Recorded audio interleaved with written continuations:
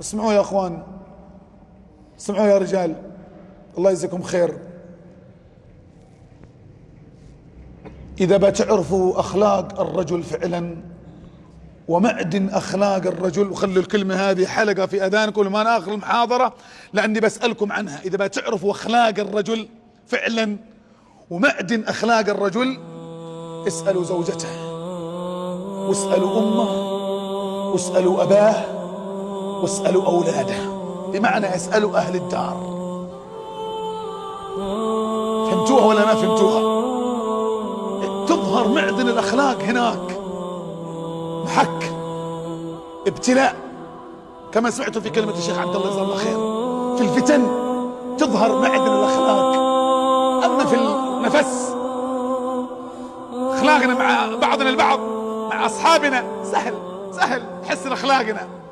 أحيانا بعض الناس مرة أخلاقه مرة مع الناس، حتى الناس يعني يتعجبون، يقول يا بخته أهلك بك في السوق، حياك الله، السلام عليكم، كيف حالك؟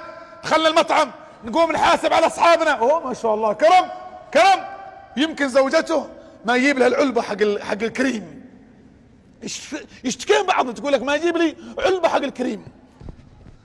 بغيتوا ما تعرفون أخلاق الرجل، اسألوا أمه، اسألوا أباه، اسألوا زوجته. إن قالت لكم شطوا كده ما تشوفون له تيك ولا يقولوا عندنا اوكي تيك يعني تمام، تروح التيكن حق اول هذاك، فهذا اخلاقه صح. وان كان قالوا لك نص بنص ولا نقدر نطلب منه حاجة ولا يعبر الذباب عن خشمه واخلاقه سيء في البيت، لا تحاول، لا يغرك مدح الناس، لا يغرك مدح الناس انك صاحب اخلاق طيبة وكريم وشهامة ورجولة. صدق الرجولة واخلاق الرجل فعلا في البيت، خلوها حلقة في اذانكم، لان احنا كما قلت لكم مع الناس نتصنع في الشارع، في الاسواق، في المدارس، في المساجد.